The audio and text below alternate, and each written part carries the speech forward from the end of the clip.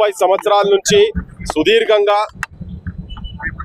భారతదేశంలో ఒక ఉద్యమం నడుస్తున్నది. గుడిసెలలో ఉండేటోళ్ళ బతుకులు మారాలని, అంటరాని జాతులలో ఉన్నటువంటి మాదిగలుగా మన ప్రాంతంలో పిలువబడేటువంటి ఒక కులం బయటికి వచ్చి మాకు అన్యాయం జరుగుతున్నది, ఎస్సీలో ఉన్న దాంట్లోనే అన్యాయం జరుగుతున్నది అని ఒక ధర్మ పోరాటం, న్యాయ పోరాటం జరుగుతూ ఉన్నది. అది ఒక కీలక దశకు చేరుకున్నది. న్యాయం ధర్మం అని మా బోటలమే చెప్పుడు కాదు. ప్రభుత్వాలు ఏ కమిషన్ వేసినా కానీ అన్ని కమిషన్ల రిపోర్టు వాస్తవము.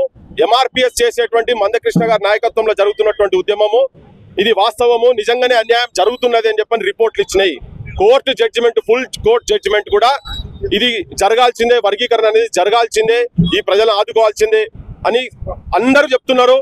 ఏ రాజకీయ పార్టీ నాకు తెలిసి మన దగ్గరనైతే ఏ రాజకీయ పార్టీ మేనిఫెస్టోలల్లా వర్గీకరణకు అనుకూలం కాదు అని ఎవరు కూడా బయటికి వచ్చింది మాత్రం లేదు. అందరూ అనుకూలంగానే ఉన్నారు. కానీ ఇప్పుడు ఈ దశకు వచ్చిన తర్వాత ముఖ్యమంత్రి కూడా అసెంబ్లీలో చెప్పిన తర్వాత, జడ్జిమెంట్ వచ్చిన అసెంబ్లీ చెప్పిన తర్వాత కూడా ఇప్పుడు ఎందుకంటే మళ్ళా ఆగుడు ఎందుకు ఆగిందంటే కేసీ వేణుగోపాల్ అని ఒక పెద్ద మనిషి, కాంగ్రెస్ పార్టీ అధ్యక్షుని కన్నా పెద్ద ఆయనేమో మరి మాకు ఎరకలే కానీ ఆయన ఒక ప్రకటన ఇచ్చిండు. ఆ ప్రకటనలో ఈ రేవంత్ రెడ్డి తెలంగాణ ప్రభుత్వం కూడా ఇది వర్తిస్తుంది, ఇది ఆపాల్సిందే, మేము చెప్పే వరకు ఇది అమలు జరగొద్దు అని చెప్పిన. అందుకనే ఇక్కడ సమాజం కూడా అందరు చూస్తున్నారు. కేవలం మాదిగ కులమే కాదు, నేను మొత్తం సమాజానికి చెప్తున్నా, ఏ కార్యమైనా, శుభకార్యమైనా, శోకమైన ప్రతి ఇంట్లలో మన ఇళ్లలో మాదిగ డప్పు లేనిది మనం ఏం ఫంక్షన్లు చేసుకోలేదు కనుక వాళ్లకు సంఘీభావంగా వాళ్ళ నోటికాడి బువ్వను చేతిట్ల అన్నం లోపలికి పోతున్న టైంలో చేయి పెట్టి కొట్టే ప్రయత్నం చేస్తున్నారు కదా.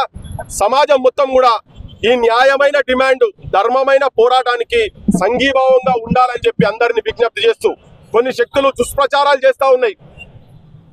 అంశాలను పక్కకు పెట్టి దాంట్లో ఉన్నటువంటి మెరిట్స్, డిమెరిట్స్ డిస్కస్ చేయకుండా వేరే వ్యక్తిగత విమర్శలు, నీ ముక్కు మంచిగా లేదు, నీ క్రాఫ్ మంచిగా లేదు, నువ్వు వేసుకున్న అంగి మంచిగా లేదు, ఇట్లా రకరకాలుగా పిచ్చి స్టేట్మెంట్ ఇచ్చి మాట్లాడుతూ ఉన్నారు.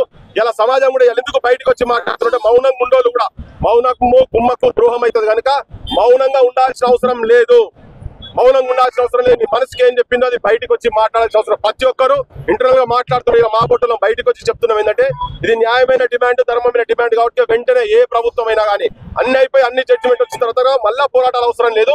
ఈ ఉద్యమం ఇంకో సైడ్ టర్న్ కాకుండా మాత్రం చూసుకోకండి. ఇందులో చాలా మంది చనిపోయి అమరులైన వాళ్ళు ఉన్నారు. ఇది సాధించాలనే ఒకటి ఆశతో చనిపోయినటువంటి ఉన్నారు. ఇంకా భవిష్యత్ అటు జరగకుండా ఇది మీరేదో అనుకోని దీన్ని ఆగుతుందని మాత్రం భ్రమ. మీరు ఇప్పుడు సమాజం మొత్తం ఎంఆర్పిఎస్ కు అండగా ఉండి రిజర్వేషన్ కు అమలయ్యేదాకా కొట్లాడేందుకు సిద్ధంగా ఉన్నదని చెప్పి సమాజాన్ని కూడా విజ్ఞప్తి చేస్తున్నాం. కేవలం వీళ్ళే కాదు, ఇలా నేను మొదటి రోజు చెప్పినాం, మేము మా డప్పు 1,00,000 ఉన్న ఒక డప్పు ఇంట్లోకెళ్ళి బయలుదేరిందని చెప్తున్నాం. ఇలా వచ్చి కొట్టినాం. అందరూ కూడా సంఘీభావం ప్రకటించి మిగతా కులాలకు సంబంధించినటువంటి వాళ్ళు కూడా అందరూ డప్పులతోని ఎవరెవరైతే పాటలు పాడుతున్నారో వాళ్ళు కూడా బయటకు వచ్చారు. ఇంకా ఈ రోజు హైదరాబాద్ నిజం కూడా ఆ రోజు మొత్తం నా భూతో నా భవిష్యత్ అన్నట్టుగా దిగ్బంధం చేయాల్సిన అవసరము ఉన్నది. ఈ డప్పు సప్పుడ్లతోని రాజకీయ నాయకులకు ఎట్లయితే భగత్ సింగ్ అసెంబ్లీలో భైరవం को सुनाने के लिए धमाका के जरूरत है ఎట్లయితే అన్నాడో ఆ ధమాకా ఇలా మాదిగ జాతికి సంఘీభావంగా ఉండి 50 మంది ప్రజలు మొత్తం వచ్చి హైదరాబాద్ లో డంకా ముగాయిస్తే ప్రపంచం మొత్తం వినబడాలి, గిన్నిస్ బుక్ రికార్డ్ కావాలి. ప్రపంచం మొత్తంలో ఇంత మహత్తర పోరాటము నెల్సన్ మండేలాలు ఇటువంటి వాళ్ళు కాదు, ఇక్కడ కూడా ఈ ప్రాంతంలో కూడా జరిగిందని చెప్పి ఘంటాపదంగా చెప్పాల్సిన అవసరం ఉన్నదని చెప్పి విజ్ఞప్తి చేస్తున్నారు. Thank you. ఎక్కడైతే గొంతు లేని వారు ఉంటారో, ఎక్కడైతే గొంతు లేని వాడికి అన్యాయం జరుగుతుందో, అన్యాయం జరిగే వైపు కనుక నువ్వు నిలబడకపోతే నువ్వు మనిషి జన్మ వృధా అని చెప్పినట్టుగా ఇవాళ ఈ దేశ స్వాతంత్ర పోరాటం మొదలుకొని తెలంగాణ తొలిదశ మలిదశ ఉద్యమాల్లో కూడా కలువులుగా, కళాకారులుగా, బుద్ధిజీవులుగా, జర్నలిస్టులుగా ఉన్నటువంటి ఈ సమాజం గొంతు లేని వారి పక్షాన ఉన్నది, ఆదివాసుల పక్షాన ఉన్నది, గోండుల పక్షాన ఉన్నది. ఖచ్చితంగా ఇవాళ మాదిగ సమాజం పక్షాన కూడా ఈ దేశంలో ఉండబడేటటువంటి బుద్ధిజీవులుగా చెప్పబడేటటువంటి జర్నలిస్టు సమాజం కూడా నిలవాలనుకుంటున్నది.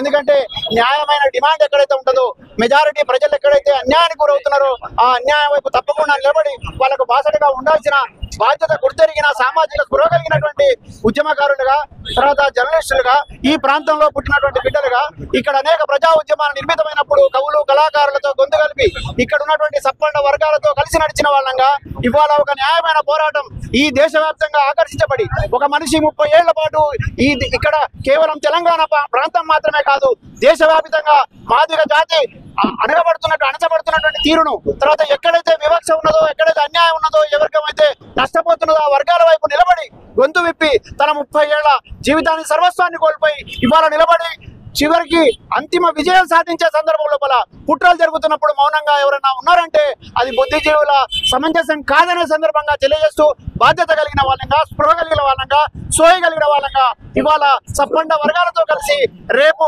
లక్ష డప్పుల్లో ఖచ్చితంగా నేను ఒక మైనారిటీ బిడ్డగా కూడా చెప్తా ఉన్నా, పీరీల పండుగ జరిగినప్పుడు డప్పు లేకుండా పీరీల పండుగ జరగలే. మా ఇళ్లలో ఏదైనా ఉరుసు ఉత్సవాలు జరిగినప్పుడు డప్పు లేకుండా జరగలే.